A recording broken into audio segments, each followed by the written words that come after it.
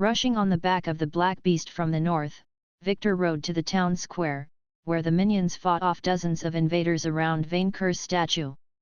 Most of the enemies were armored elf soldiers with tridents or cursed bows, while huge gargoyles served as their heavy hitters. Thanks to the weapons crafted by Barnabas or bought from Malfi, both of whom participated in the battle, the gnolls, kobolds and undead held their own against their opponents, swarming them at the numbers of 3 against 1. The werewolves, fully transformed and led by Croissant, handled the stronger gargoyles. Vainqueur Jr., too, had joined the melee, grabbing elves with his hands and swallowing them whole. Other mimics, shaped like chests, swords and cakes, followed its lead, feasting on the elves like wolves among sheep. The sight of everyone working together warmed Victor's heart a little. The strangest of the attackers were ethereal, demon-shaped living shadows. They cast lightning spells at gnolls and kobolds, killing one with each strike. Red and the rangers attempted to shoot them with arrows and musket bullets, but they phased through them. Only Chocolatine, who kept her human form, and the priest of the Moon Man managed to hit them with light spells. Chief! Red rejoiced at Victor's arrival. Our weapons can't hit the shadows. But Chocolatine's spells could. As incorporeal beings, they were probably only vulnerable to magic, or to specific abilities. Victor used his monster insight on the closest shadow monster. Sombrous Shadow Fiend, Demon, strong against, unholy, darkness, frost, physical, all status effects. Weak against, Demon Slayer, holy, light, necromancy, magical effects. A veteran of 3 downsizings. Immune to physical attacks as a bodiless soul, doesn't know you eat them for breakfast or would have fled. Hopes killing everyone in Murmurin will earn him a promotion to financial affairs. You must be the Infer Corp representative, the Shadow Fiend hissed at Victor. Genocide Chalk. You're half right, Victor replied. No fiend from hell can hit me, from what I heard. But we aren't from hell, the demon said with a smug, amused tone. We're from Happyland. Your Get Out of Hell card perk has been cancelled, because, demons. Son of a. Trusting his monster insight, Victor charged at the Shadow Fiend, and cut it with his weapon. The shadowy monster laughed it off, only to find itself dragged into the scythe by surprise. Critical hit. Helheim and Steel Life activated. Aha! His Helheim perk worked well against incorporeal beings. Victor felt the life force of the creature move into him, reducing his fatigue, while the fiend's soul joined Furibund's in the scythe. A roommate, the Lich said, with a tone that sounded both irritated, and strangely happy. Finally, some company to talk to. By the end, he would have a lot of it. I'm always here, Victor pointed out. Good company. Victor, like a mounted Grim Reaper, struck down any soldier or fiend he could, receiving notifications of critical hits with half of his strikes. Months before, he doubted he could kill so many enemies so casually. Hell, he would have probably fled while using the chaos of the battle. Surviving Vainqueur's antics had made him braver. A fearsome monster looking like a fiend covered in bone spikes engaged Victor in combat, parrying his scythe with a shield and trying to drag him off his mount with a spine whip. His black beast mount attempted to crush the attacker, but the agile fiend leaped backward. Victor prepared to target him with a necromancy spell, while his foe swung his whip threateningly. Then the monster gargled blood, as a reptilian hand pierced his back and went through the chest. The corpse collapsed, revealing Savorius in full assassin mode, her claws sharp and bloodied. Sav. The sight rejoiced Victor. You haven't run away. I couldn't, she replied, causing him to facepalm with his free hand. Fairy beasts coming from the north cut my retreat. Fairy beasts? Melodus, Victor cursed, as he cut down a gargoyle's head before it could drag him off his mount. If she came from the north, then the entire village was now surrounded. Rollo and Allison joined the fray as well, with the iron golem hitting a gargoyle with a shovel. She pinis. With the word, the giant gargoyle turned into a black sheep, which Rollo kindly moved out of his way. "Farmers can do that?" Victor asked, astonished. "At level 51, Rollo replied, raising his shovel threateningly at fiends. "You will all become Rollo's sheep." "Sheeps, Rollo," Allison replied, summoning giant fly traps to catch the gargoyles. "Here, it's sheeps." Victor suddenly realized he didn't want to learn where most of the sheep in Murmurin came from. Pink, who unlike the other rangers didn't fire projectiles at the fiends, began to sing, "Arise, children of the dragon, the day of glory has arrived. Bardic song has raised your strength by 1 stage. Bardic song." Victor blinked, as he cut down an elf bowman before he could shoot him off his mount. "Pink, you took levels in Bard." "Since I wrote the War of the Horde," Pink shouted back, before returning to her singing. "To arms, minions! Form your battalions, let's march, let's march! Let cattle blood fertilize our crops!" Encouraged by Pink's bloodthirsty anthem, Victor and the other minions backed the remaining scouts against a house's walls and slaughtered them, with only the shadow demons managing to scamper off from the slaughter. "Meat treasure!" Vainqueur Jr. gargled, as he spat out the remains of a half-digested elf. "What is the situation?" Victor asked Red, looking at their forces. Most of the minions had survived, but they had lost dozens to the initial strike, their corpses littering on the ground. Hundreds more minions and citizens gathered at the town square, waiting for instructions. His Mook promotion perk told him many could be promoted, having gained experience from the battle. "We pushed back the scouts, but a lot more will come," Red said, his claws shaking as he held his musket close. "Thousands. Too many," Croissant said, Charlene by his side. She looked very bothered by her boyfriend's wolfish appearance but stood with him wielding a spear. "We've got to evacuate. They've already encircled us." "Save our use," replied. "And they have cavalry," Allison, who herself couldn't leave the village, pointed out with a cool head. "They will catch up to us if we try to flee." "Charlene," Victor turned to the one human in the group. "Have you informed Gardy Magni? Since the king was due to visit them soon with his retinue, they could warn him in time to mobilize an army and stop Moors." "I sent messenger pigeons, but archers shot most of them," she replied, clearly fearing for her life. "I have no idea if any of them got through, and it will take them hours to send an army. They were on their own." As everyone looked at him, Victor realized it fell on him to organize the defense. "We can't win a prolonged battle against their overwhelming numbers," he admitted.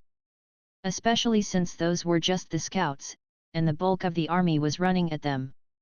All we can do is delay until Vainqueur takes down the flying fortress and causes the army's rout. The Emperor has taken the field." Blue raised his undead skull at the skies, ablaze with flames. "To lead us to victory." Victor raised his scythe, bringing hope back in the minion's heart. "The Emperor is fighting for the Great Horde as we speak. Which is his gold, but also us. If these paupers take the village, they will steal our lives, our sheep, and our coins. Will we run away, tails between our legs? No. We will send them back to the nowhere from which they came. Remember how we won the War of the Horde?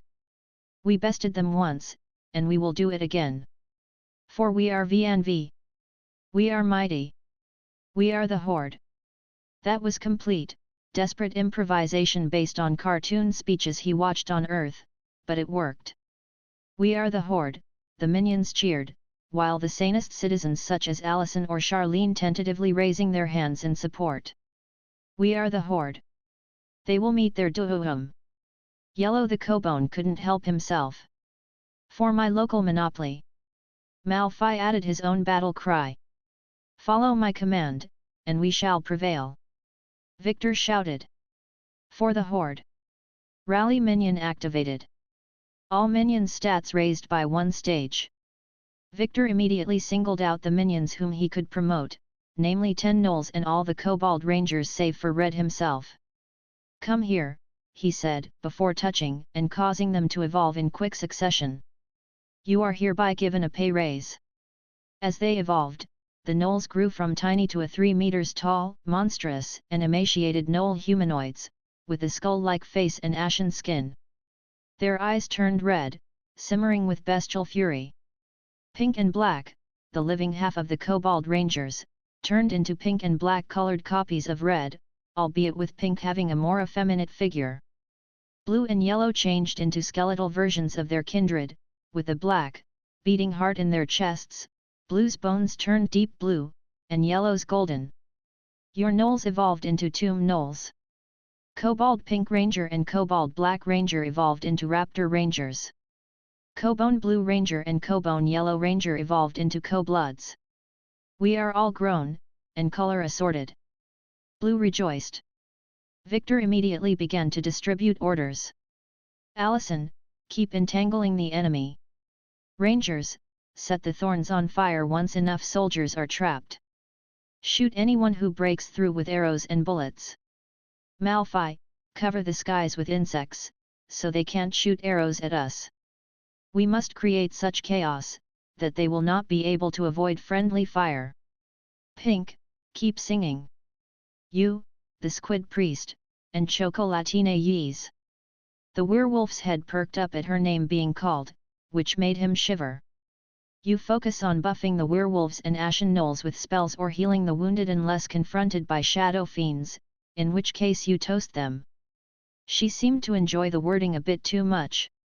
Rollo, Jr., SAV, we will fortify the north with the new troops. Everyone else hit and run, ambush, isolate, swarm, then retreat behind flames and thorns. Bleed them dry for every inch of ground. What new troops, Vic? Savoureus asked, anxious. These ones, animate dead. Victor activated his perk, raising the dead from both sides as zombies. Since he didn't sacrifice any gold, he only created non-sentient monsters, but they would make for nice meat shields and supplement the heavy hitters. As Malphite summoned an enormous swarm of hungry locusts and Allison began to grow thorn trenches, Victor turned to Red the Kobold. You are in charge. Remember, ambush and retreat, like in Hadamare. Yes, Chief. The Rangers made a pose. We will protect the Horde with our lives. Congratulations! For showing your valor leading an army of minions against overwhelming odds in the name of your Dragon Master, your Monster Squire class has been promoted to Monster Knight, Red Dragon. Your Rally Minion and Mook promotion class perks have been strengthened. Hey? Nice. Or so he thought until his whole body began to itch and burn. Within seconds, jet black wings almost identical to Vainqueur's own grew out of Victor's back and through his cloak, while a crimson, reptilian tail sprung out of his pants. Victor remained immobile on his mount for several seconds, uncomfortable with both the new sensations and the stares he received from the other minions. Furibin laughed like a maniac from inside his scythe.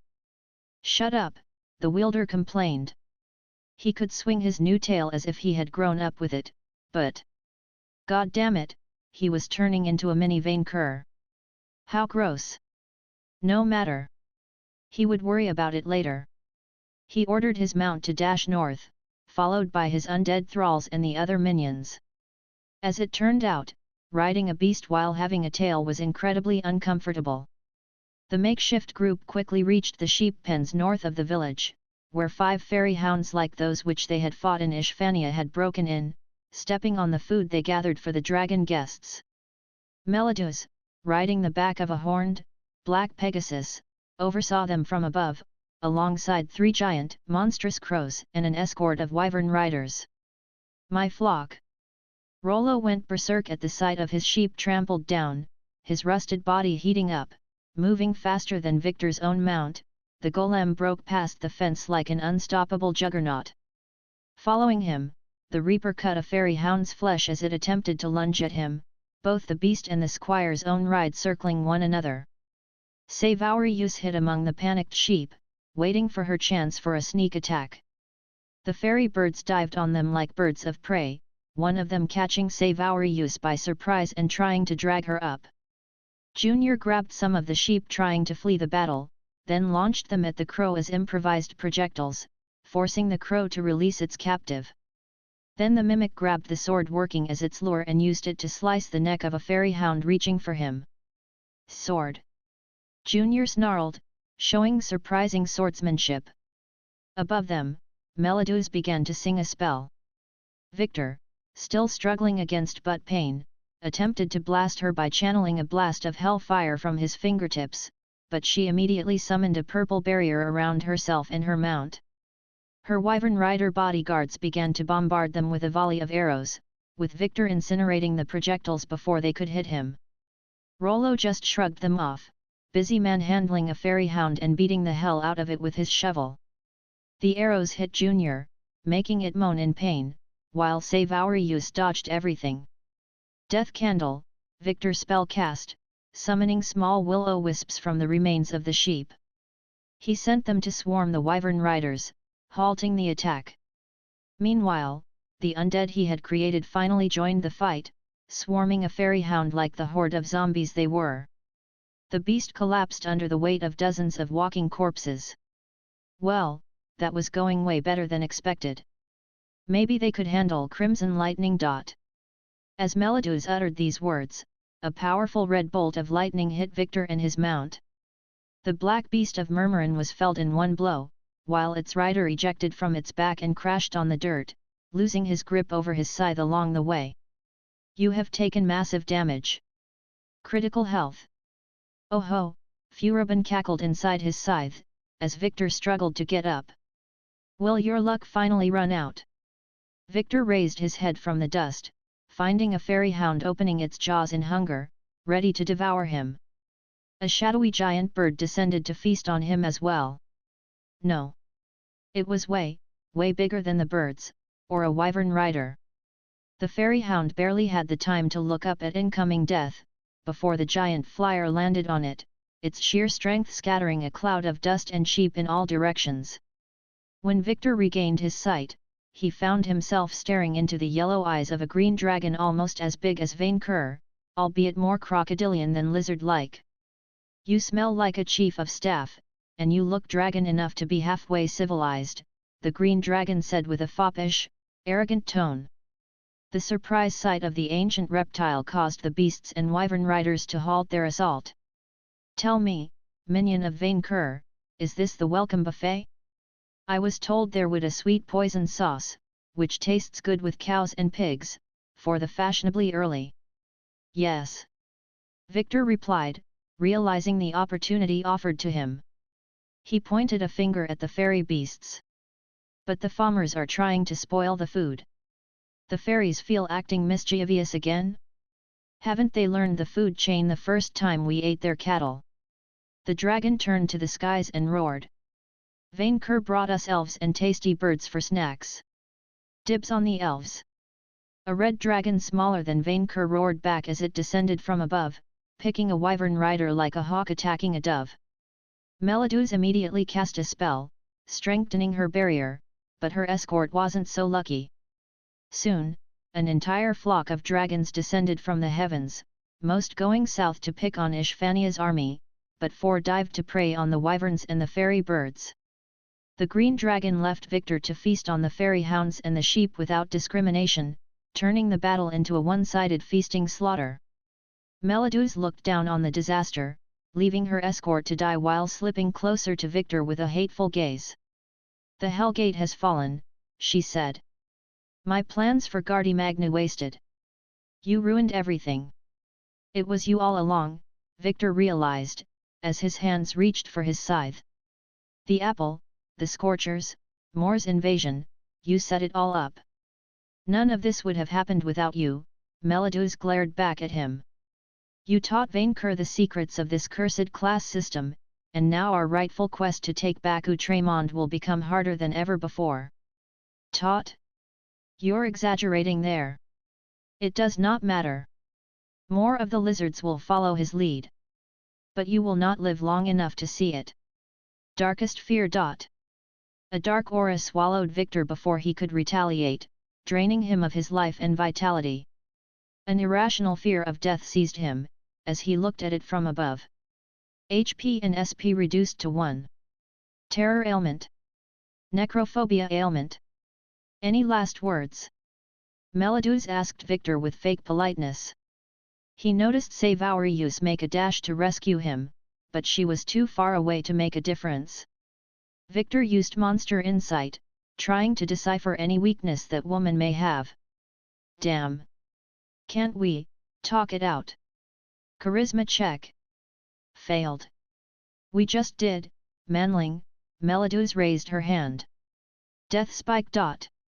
As sharp, pointy ice spears rose from below Victor, he realized that maybe he should have taken a better insurance plan.